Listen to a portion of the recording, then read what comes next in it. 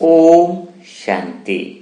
बाबा ने तो सबको सर्व के स्नेही भव का वरदान दे दिया है, लेकिन सर्व के स्नेही बने कैसे? सबसे पहले तो सर्व के स्नेही भव का अर्थ समझना होगा। सर्व के स्नेही भव का अर्थ है ऐसा नहीं कि दो चार आत्माएं आपको बहुत प्यार कर रही है, बहुत स्नेह कर रही है और बाकी आत्माएं आपसे गुस्सा कर रही है, नफरत कर रही है। तो सर्व के स्नेही का अर्थ ऐसा है कि जब हम सत्य स्थिति पर स्थित होते हैं तो हमारे अंदर सबके प्रति समान व्यवहार और समान प्यार होता है। तो सबसे पहले तो सेंटर की आत्माओं का सर्टिफिकेट चाहिए। क्या सेंटर में रहने वाली सारी आत्माएं आपको प्यार और स्नेह का सर्टिफिकेट देती है या फिर किसी किसी आत्मा से अनबन तो नहीं है, वह चेक करना होगा। अगर सेंटर की सर्व आत्माओं के दिलों में आपके प्रति स्नेह है तो इसका अर्थ हुआ कि आप सर्व के स्नेही के अंदर पहले सर्टिफिकेट में पास हो गए। दूसरा सर्टिफिकेट होता है निमित्त आत्माओं के द्वारा, यानी जो सेंटर की जो निमित्त आत्माएं हैं, निमित्त बहनें हैं, वो भी आपको बोले कि नहीं, ये आत्मा जो है श्रीमत पर चलने वाली है। यह आत्मा जो है वह कौन सी है? यज्ञ की रक्षक है।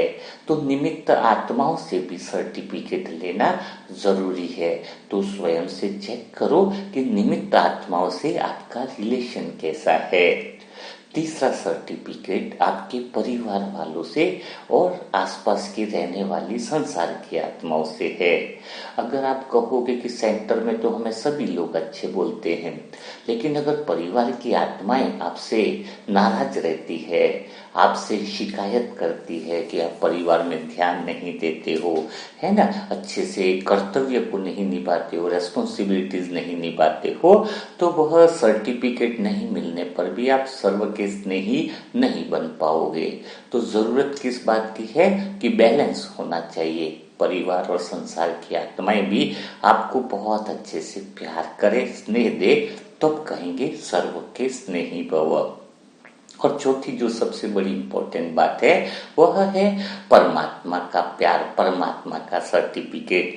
जब भगवान आपको सच्चे दिल से प्यार करता है कि आपका दिल सच्चा है, आपके दिल में सच्चाई, सफाई और सादगी है, तो भगवान के भी आप स्नेही बन जाते हो।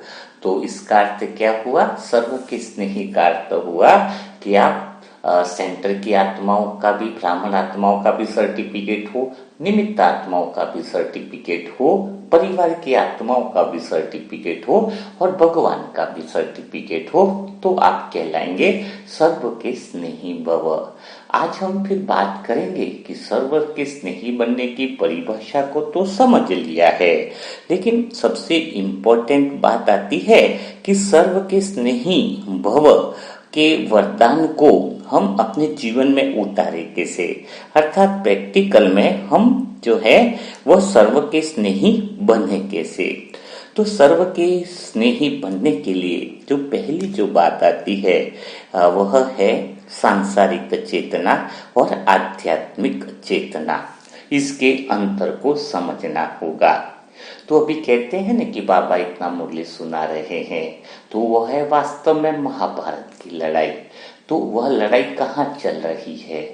बाहर की तरफ तो देखने को नहीं मिल रही है। सबसे जो महाभारत की लड़ाई है वह वास्तव में भीतर में है, जो दिखाई भी नहीं दे रही है और बहुत बड़ी लड़ाई चल रही है। तो आपके भीतर में कौन सी लड़ाई है? एक है सांसारिक चेतना की और दूसरी लड़ाई है आध्यात्मिक चेतना की। सांसारिक चेतना की जिसके अंदर अहंकार है, अशुद्ध में है ना, वह चेतना किस तरफ भागना चाहती है? वह संसार की तरफ भागना चाहती है। और एक जो शुद्ध मन की जो चेतना है, आध्यात्मिक जो चेतना है, वह आत्मा की तरफ भागना चाहती है। तो जब आप इसका संतुलन बनाना सीख लोगे, इसको बहुत अच्छे से समझ लोगे, तो आप सर्व के स्नेही बन जाओगे। सर्व के स्नेही बन जाओगे, इसका अर्थ क्या हुआ कि सभी लोगों के प्यारे बन जाओगे। लेकिन वह कब संभव होगा?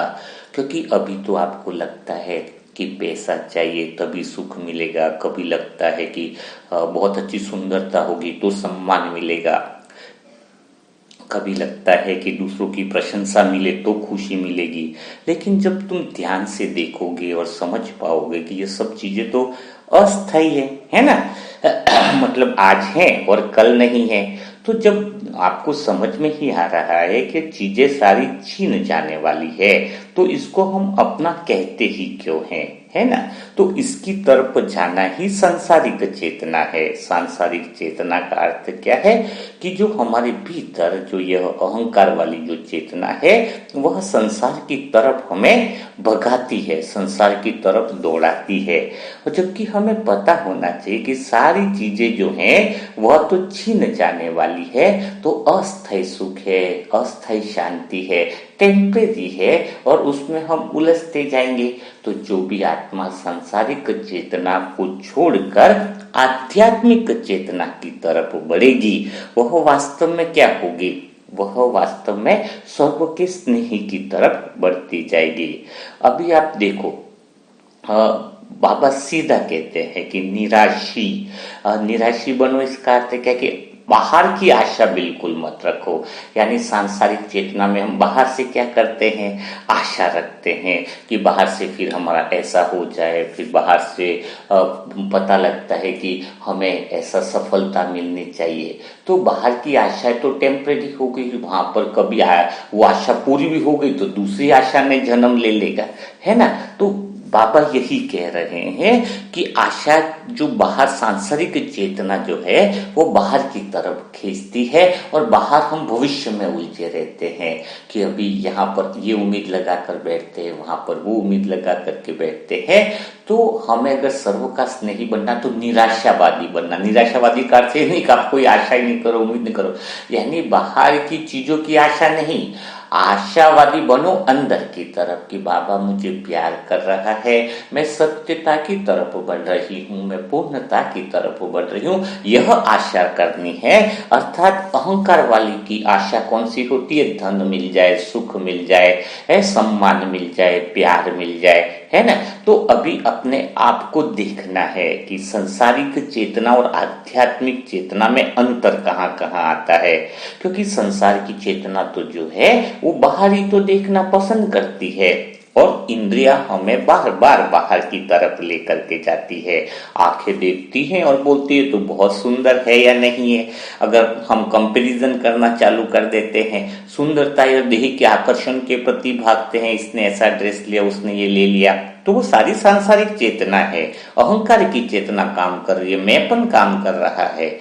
जब कान सुनते हैं कि किसी ने हमारी प्रशंसा करी है तो हम बहुत खुश हो जाते हैं, और किसी ने हमारी बुराई करी है तो फिर हम दुखी हो जाते हैं, है ना। और कभी बैंक अकाउंट देखेंगे, अगर अच्छा पैसा है तो हम अपने आप को अमीर मानते हैं, और जब पैसा नहीं होता है तो खुद को गरीब मान लेते हैं। तो हमारी जो सांसारिक चेतना में जो पहचान है वो किस आधार पर है, बाहरी मापदंडों के आधार पर ही तो हुई ना। तो ये सारी जो पहचान है वह झूठी पहचान है, जिसको बाबा कहते हैं माया है ना, देहभान है, या फिर भीतर का बोलोगे तो अहंकार ही इसको कह सकते हैं। तो अभी अपने आप में डिसीजन लो कि जब तुम सांसारिक चेतनाओं के पीछे वो भागोगे, सांसारिक चेतना में रहकर इस संसार की तरफ भागोगे, तो तुम्हें झूठी पहचानें घेरती जाएंगी, झूठे संबंध बनते जाएंगे, और वही संबंध तुम्हारे लिए बंधन बनते जाएंगे, और इस चक्र में तुम ऐसे फंस जाओगे कि निकलना बड़ा मुश्किल हो जाएगा। और इसके विपरीत अगर तुम भीतर की तरफ जाओगे तो स्थिरता तुम्हें देखने को मिलेगी, क्योंकि भीतर की चेतना में आत्मा की पहचान यानी स्वयं के सत्य स्वरूप की पहचान दिखाई देने लगती है, भीतर की सच्चाई देखने में आ जाती है। तब बाहर की दुनिया केवल प्रतिबिंब बन जाती है। सांसारिक चेतना कहती है मैं सुंदर हूं क्योंकि दुनिया कहती है, आध्यात्मिक चेतना कहती है मैं सुंदर हूं क्योंकि मैं आत्मा हूं और परमात्मा मीठे बाबा का प्यारा बच्चा हूं। तो अंदर की सुंदरता जो है वो सदा काल की रहती है। बाहर की सुंदरता इसलिए है क्योंकि संसार ने आपको सुंदर बोला है, तो वो आज आपको सुंदर भी बोल सकते हैं, तो कल आपके विरोध भी कर सकते हैं। तो जो बाहर से पहचान बना के जीवन जी रहे हो वह तो तुम्हें किस तरफ लेकर के जाएगा, वह तो तुम्हें ये समझ लो कि बिल्कुल मन की स्थिति बिगड़ती जाएगी, परेशानियां बढ़ती जाएगी, दुख दर्द बढ़ते जाएंगे। तो अभी तुम्हें आज अभ्यास करना चाहिए। कौन सा? अपने आप से बात करने का, कि अपने आप से क्या करना है कि मैं आत्मा स्वयं से कमिटमेंट करती हूँ कि मैं आत्मा संसारिक चेतना की तरफ नहीं जाऊंगी, मैं आत्मा भीतर की यात्रा करूंगी, क्योंकि मैं तो आत्मा हूँ, है ना। मेरा मूल्य बाहर की राय से तय नहीं होगा, मेरा मूल्य तो मेरे पिता शिव बाबा से आता है। मैं शिव बाबा का बच्चा हूँ, भगवान मेरा मूल्य निर्धारित करते हैं। संसार के लोग तो सांसारिक चेतना का मूल्य निर्धारित करते हैं और वह हमें उलझा देते हैं। तो ये पहली बात जब आपको अच्छे से समझ में आ गई होगी तो फिर क्या होगा, तो फिर तुम सर्व के स्नेही बनना चालू कर दोगे। दूसरी बात है जो तुम्हें यह आध्यात्मिक चेतना की तरफ लेकर के जाएगी, वह है युद्ध का सही मतलब समझना है। तो अभी युद्ध जो है भीतर में, आप बोलो कि लड़ाई क्यों जरूरी है, महाभारत की लड़ाई, तो सबसे पहले देखो कि भीतर में वह लड़ाई क्यों जरूरी है, भीतर में यह युद्ध किस चीज का चल रहा है। क्योंकि संसार आपको हर क्षण अगर देखा जाए ना, हर पल आपको मोह में, कामना में, ममता के जाल में फंसाना चाहता है। और इसीलिए इसको गीता में भी क्या नाम दिया है पता है? चक्रव्यूह। ये चक्रव्यूह कहीं और नहीं है, आपके शुद्ध मन को फंसाने के लिए सांसारिक चेतना का चक्रव्यूह है। जो इस चक्रव्यूह को तोड़ लेता है, भेद लेता है, वह सत्य तक पहुंच जाता है, वह आनंद में पहुंच जाता है और बहुत मजा आता है इस चक्रव्यूह को भेदने में। क्योंकि भगवान हमें यह शिक्षा देते हैं। लेकिन जब तक हम भीतर के चक्रव्यूह और भीतर की जो शत्रु है उसको पहचानेंगे नहीं, तो उस चक्रव्यूह को पार कैसे करेंगे। तो बहुत अच्छे से समझना है कि संसार हमें क्या किस चक्र में फंसा रहा है, एक मोह का चक्रव्यूह, बहुत खतरनाक है। इसमें इतना उलझा करके रख देता है कि आप भीतर से बहुत कमजोर होने लगते हो। और फिर कामनाएं, इच्छाएं जो होती हैं और ममता का झाल ऐसा दिखाता है कि हम आपसे सच्चा प्रेम करते कुछ भी नहीं है, लेकिन उसी चक्र में ऐसा उलझा करके रखते हैं कि पूरा जीवन उसमें बर्बाद हो जाता है और निकलने का नाम ही नहीं लेते हैं। तो बाहर की चीजों का जो मूल्य है ना, वो हम बहुत अलग तरीके से निकालते हैं और वो भीतर के आधार पर अगर देखा जाए तो उन चीजों का कोई मूल्य ही नहीं है। अब सोने का देखो 1 लाख से ऊपर इसका वैल्यू चला गया, 1 तोले का भाव है 1,20,000। अब वो सोने का हमारे लिए क्या मूल्य है, लोगों ने इसका मूल्य बढ़ा दिया 1.25 लाख। वो सोना किस काम आ रहा है, उसमें ऐसी क्या विशेषता बड़ी है ना। कई सारे ऐसे धातु जो कभी खराब नहीं होते हैं।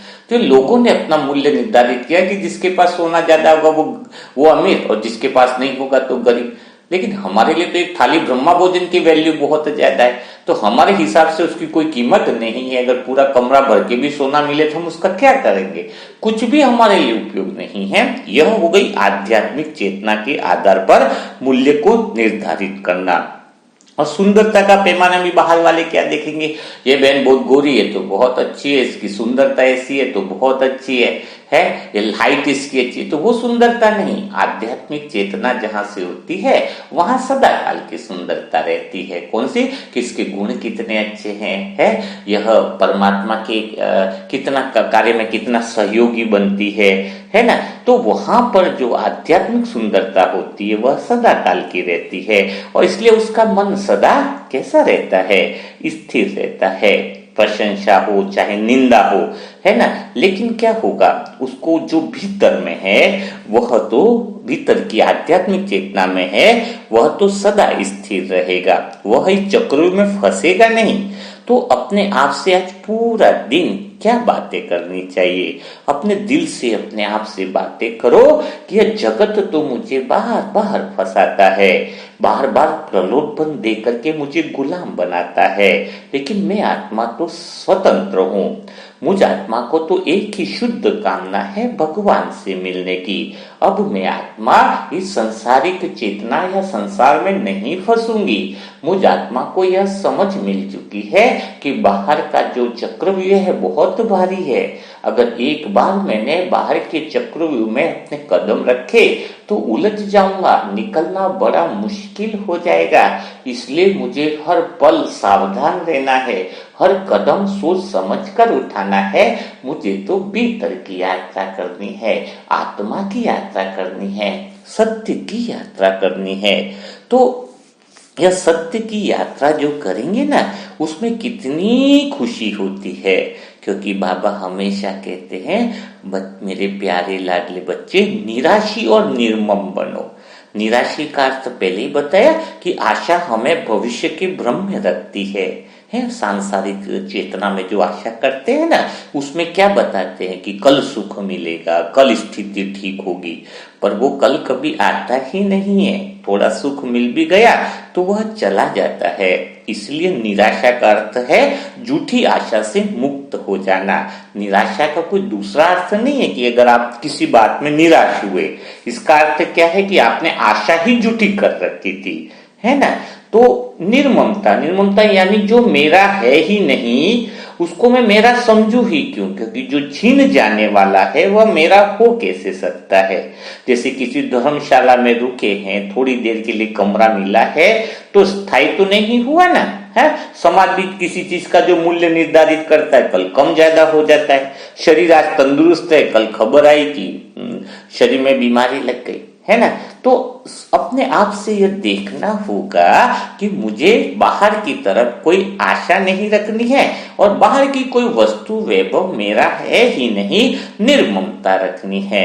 यानी अपने सामने सभी वस्तुओं को देखो, पैसा, घर, रिश्ते, शरीर, और अब दिल से अपने आप को बार बार स्मृति दिलाओ कि यह सब तो छीनने वाला है, यह मेरा नहीं है। सचमुच मेरा केवल एक बाबा है, बाबा मेरा साथी है। मैं निराशी हूँ, मैं निर्मम हूँ। निर्मम हूँ उसका अर्थ क्या हुआ? निराशी हूँ मतलब बाहर में झूठी आशाएं नहीं रखती हूँ। सच्ची आशा यही है कि मैं भगवान से मिलूं, भगवान की बातों को समझूं। यही मेरे लिए कौन सी है? छठी मतलब सुंदर आशा है ना, जिसको कहते हैं कि सभी 6 चक्रव्यूह के पार, यानी चक्रव्यूह से निकल जाने वाली जो आत्मा है, निष्कामी आत्मा बन जाती है। तो अभी अपने आप से पूछना होगा कि मैं आत्मा कहीं संसार की वस्तुओं में उलझी हुई तो नहीं हूं, है ना। तो यही बात जो है वह आपको किधर सर्व का क्या बना देगी? सर्व का स्नेही बना देगी। अब बात आती है सर्व का स्नेही बनने के लिए आपको निष्कामता, सच्चा प्रेम और क्या रखना होगा? अहंकार से मुक्त जीवन को अपनाना होगा, क्योंकि यह सबसे बड़ी बात है। निष्कामता का सही अर्थ क्या हुआ कि जैसे हम बाप है ना, बेटे से उम्मीद करता है कि मेरा बच्चा तो डॉक्टर बनेगा, लेकिन उसने तो अलग सब्जेक्ट ले लिया।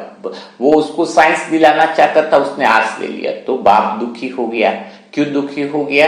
क्योंकि उसका व्यक्तिगत अहंकार कि मेरा बच्चे को तो मैं डॉक्टर बनाना चाहता हूं, उसने यह ले लिया। तो यही जो व्यक्तिगत अहंकार है कि मेरा लेकर के जो चल रहे हैं कि यह मेरा बच्चा है, इसको ऐसा करना चाहिए, तो यह अहंकार वाले व्यक्ति जो होते हैं वह कभी सर्व के स्नेही नहीं हो सकते हैं, सर्व के कभी प्यारे नहीं हो सकते हैं। क्योंकि उनके अंदर अहंकार किस बात का है कि मैं जो चाहूं वैसा होना चाहिए, क्योंकि वो चीजों को अपना मानते हैं।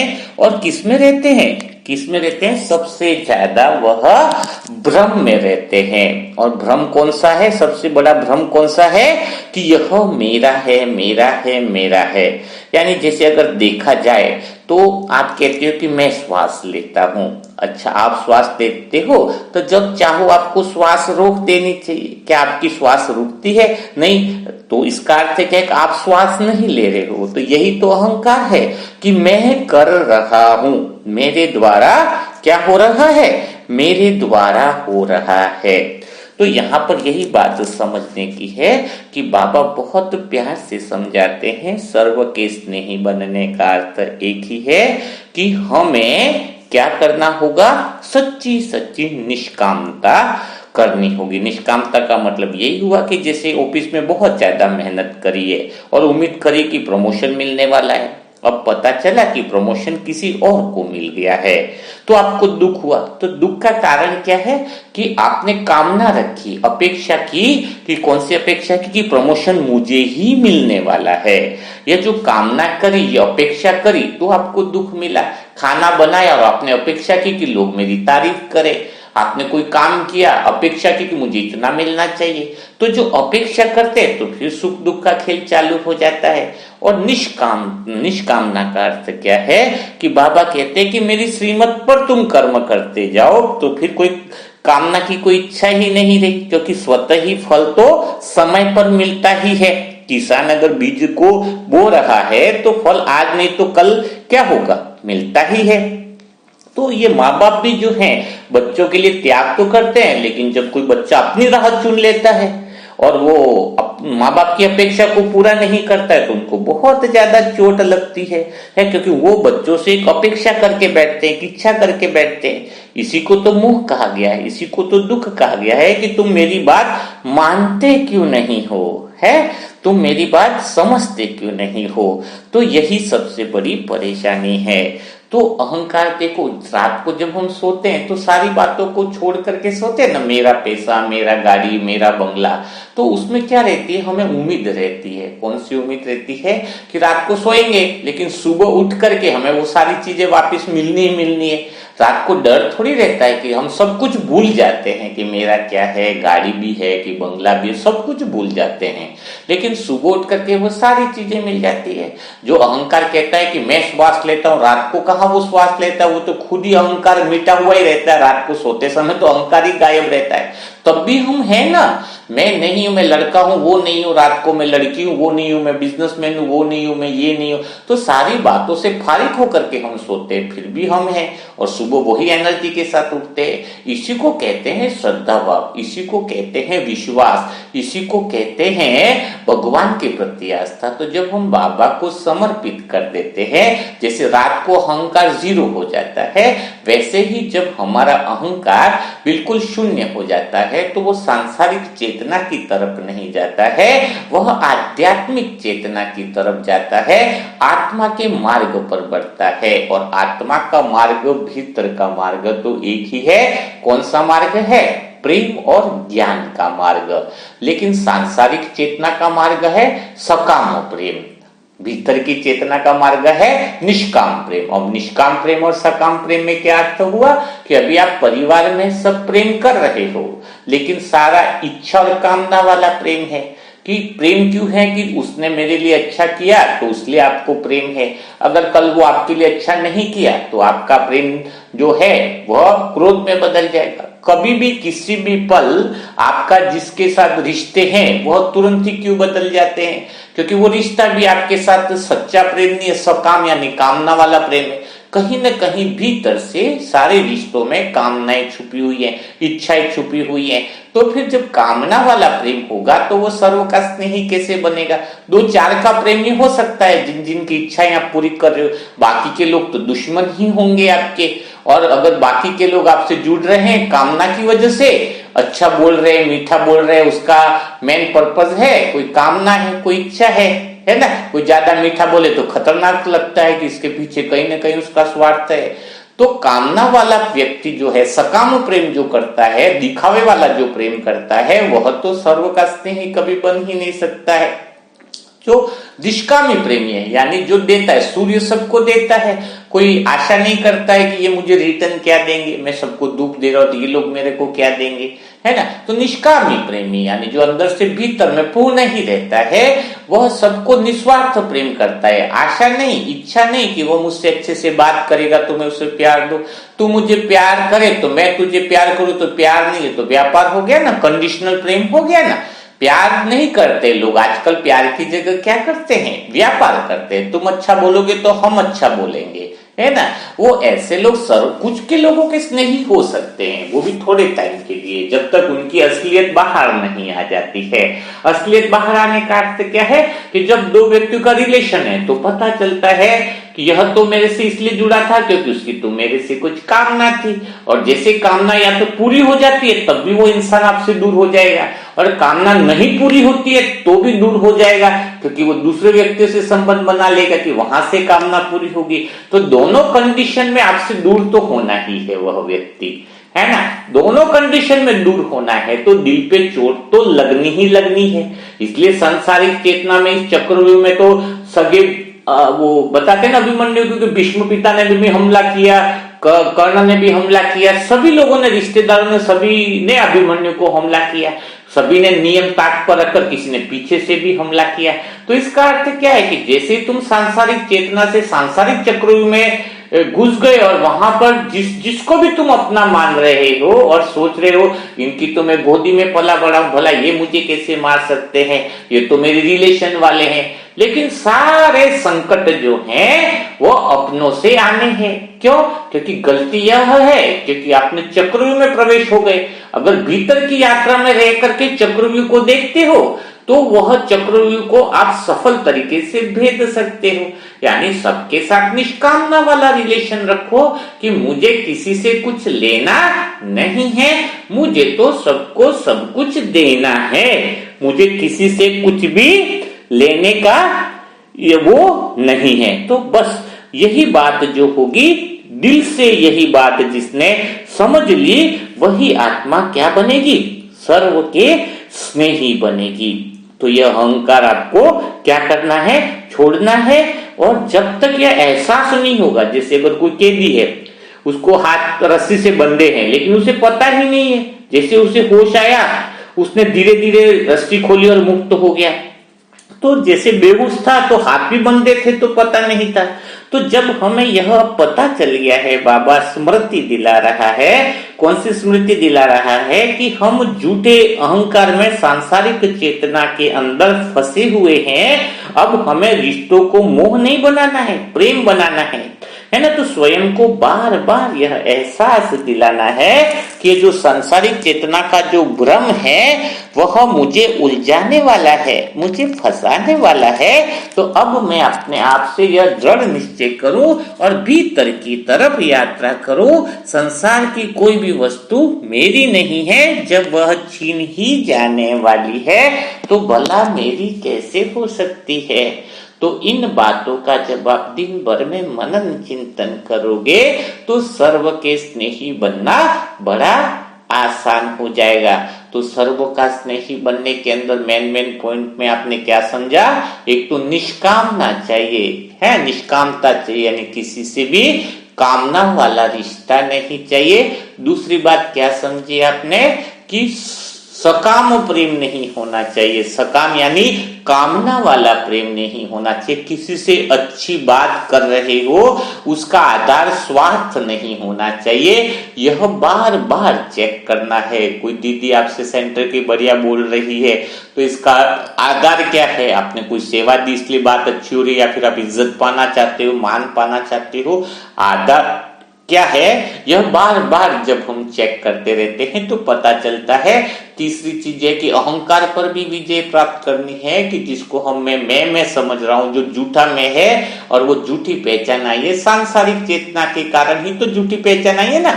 जब आप संसार के अंदर प्रवेश करते हो तो सभी लोग आपको झूठी पहचान देते हैं। आप सुंदर हो, आप बिजनेसमैन हो, आप तो बहुत अच्छे हो, ये सारी पहचान जब संसार देता है तो संसार आपसे छीन भी लेता है। जो चीज बाहर वाले ने दी है, किसी ने मुझे इज्जत दी तो वापिस वो मेरी इज्जत उतार भी देगा ना, क्योंकि वो इज्जत दे सकता है तो इज्जत छीन भी सकता है। तो जो दे सकता है वो ले सकता है। तो जो भी आप संसार से पहचान बना के चलोगे वह सारी पहचानें झूठी हैं, छूटने वाली है। तो यह तुम्हें अंदर से पता होना चाहिए। और सर्वक स्नेह की बनने की सबसे मूल बात क्या बताई? कि भीतर की जो महाभारत की लड़ाई है उसमें विजय बनना है। भीतर की लड़ाई कौन सी हो गई? आध्यात्मिक चेतना वर्सेस सांसारिक चेतना। यानी तुम्हारा मन जो है अब अशुद्ध मन की तरफ जाएगा। अशुद्ध मन का जो एक सिरा शुद्ध मन की तरफ जुड़ा है तो आध्यात्मिक चेतना की तरफ जाओगे या फिर सांसारिक चेतना की तरफ जाओगे, जहां पर दुख ही दुख है, चक्रव्यूह ही चक्रव्यूह है। तो तो निर्णय आप लोगों का है। नहीं तो बाद में यह नहीं कहना कि आपने चुनाव तो सांसारिक चेतना का किया, संसार में घूमे फिरे सब, और फिर बाबा को कहते कि बाबा मैं बहुत दुखी हूं, मेरे दुखों को दूर करो। लेकिन आप दुखों को दूर करने से पहले अपने आप से पूछो, दुखों की जड़ पूछो कि बाबा तो कह रहे हैं कि उस एरिया में मत जाना, लेकिन तुम उसी एरिया में प्रवेश कर रहे हो और फिर कहते हो मैं दुखी हूं। तो बाबा तो मुस्कुराएगा, तुम्हारी मूर्खता पे मुस्कुराएगा। कौन सी? कि तुम वहां पर गए क्यों, और तुम्हें वो बाबा निकालेगा भी क्यों। सबसे बात है क्यों निकालेगा, क्योंकि निकालोगे तो तुम वापस उसी में जाओगे। निकाला तो उसको जाता है जो गलती से चला गया हो और भगवान से प्रॉमिस करता है कि हे परमात्मा मैं गलती से उस सांसारिक चेतना के उस क्षेत्र में प्रवेश कर गया जहां दुश्मन ही दुश्मन है, जहां पर कोई दोस्त ही नहीं है। जिसको आप दोस्त मान करके बैठे, जिसको ज्यादा दोस्त मान करके बैठे, वो सबसे ज्यादा दुश्मन है। क्योंकि जो आपसे ज्यादा करीबी है, ज्यादा करीबी कौन होगा आपके? जिस व्यक्ति की आपसे बहुत ज्यादा इच्छाएं पूरी हो रही होंगी, उसकी बहुत ज्यादा कामनाएं पूरी हो रही होंगी आपसे, इसलिए वो आपके करीब है। या फिर आप उसके करीब होंगे क्योंकि आपकी या तो कामनाएं उससे पूरी हो रही होंगी, है ना। तो लड़ाई भी आपकी, दुश्मनी भी होगी तो आपकी सबसे ज्यादा होगी अपनों से ही। तो जितने जितने आप करीब मान रहे हो अपने, उसमें स्वार्थ से रिश्ता जुड़ा हुआ है। वो कामना अगर पूरी ना हो तो सारे रिश्ते ही खत्म हो जाए। आधा ही कामना का है। इवन आज पति भी कमा रहा है तो पति पत्नी का रिलेशन चल रहा है, पति कमाना बंद कर दो रिलेशन भी खत्म हो जाए, है ना। सारे रिश्ते जो हैं वो सकाम यानी कामना वाले हैं, प्रेम वाले हैं, सकाम प्रेम वाले हैं, निष्काम आत्मिक प्रेम वाले नहीं बचे हैं। तो जब आपको भगवान ने चुनाव करने का तरीका बता दिया है कि तुम्हें उस क्षेत्र में डेंजर जोन है, लिखा रहता है ना कि यहाँ पर मत जाओ, यहाँ पर खतरा है, और फिर भी तुम अगर नो एंट्री में गाड़ी घुसा दोगे तो एक्सीडेंट तो होंगे, हड्डियां भी टूटेंगी, दिल भी टूटेगा, चूर चूर हो जाएगा, और फिर लथपथ होकर के बोलोगे बाबा मेरी स्थिति बड़ी खतरनाक है, इसने मुझे ऐसा बोल दिया, उसने वैसा बोल दिया, वो मेरा निंदा करता है। तो आप किस जोन में खड़े हो वो आज पूरा दिन चेक करने की बात है। तब आप जब भीतर की चेतना के स्तर पर खड़े होंगे तो फिर भगवान आपके साथ है। कृष्ण पांडवों के साथ थे, कौरवों के साथ नहीं थे, लेकिन पांडव धर्म के साथ थे तो कृष्ण उनके साथ थे, है ना। तो आपके साथ भगवान कब होंगे? जब आप धर्म युद्ध लड़ोगे, यानी धर्म के साथ होगे। बाहर तो पूरी सेना ही सेना दिख रही है, इधर तो भगवान अकेले, लेकिन भगवान कैसे हैं? उनके साथ विजय अपनी निश्चित है ना। तो अभी आपको देखना है, अगर आप आध्यात्मिक चेतना पे खड़े हो, आप चाहते हो कि मैं सत्यता की तरफ बढ़ूं, सबको प्रेम वाले सकाम प्रेम की तरफ बढ़ूं, निष्कामता की तरफ बढ़ूं, अहंकार से मुक्त जीवन की तरफ बढ़ूं, तो भगवान की आपको स्वतः ही मदद मिलेगी। मांगनी नहीं पड़ेगी आपको कि मुझे भगवान मदद करो, मीठे बाबा मेरी मदद करो, नहीं। मदद लेने से पहले आप देखो कि मैं खड़ा कहां पर हूं। जहां पर आप जिस जगह पर खड़े हो वहां मदद मिलेगी अगर आपकी स्थिति सही है, आपकी बाबा के साथ वो सत्य निष्ठा जो प्रेम श्रद्धा भाव जो कहते हैं वो अगर सही है तो भगवान की मदद भी स्वतः ही मिलती है। और ऐसे बच्चे जो भीतर की स्थिति पर खड़े हैं, भीतर की चेतना पर खड़े हैं, वो भगवान के, सर्व के, ब्राह्मण परिवार के और सबके स्नेही बन जाते हैं। और इसीलिए बाबा ने आज कहा है सर्व के स्नेही बनो। तो आज का मुरली मंथन कैसा लगा वो कमेंट बॉक्स में जरूर लिखिएगा। और जो नए बच्चे हैं बाबा के व्हाट्सएप ग्रुप से जुड़ना चाहते हैं, अपने पुरुषार्थ को बढ़ाना चाहते हैं, उनके लिए मोबाइल नंबर है 7202921969। इस पर ओम शांति लिखे, सेंटर का नाम और एड्रेस लिखें और इससे आप जुड़ सकते हैं, जिससे आपका पुरुषार्थ बढ़े। तो कल फिर हम मुलाकात करेंगे ऐसे ही वीडियो के साथ। तब तक के लिए सभी भाई बहनों को ओम शांति, ओम शांति, ओम शांति।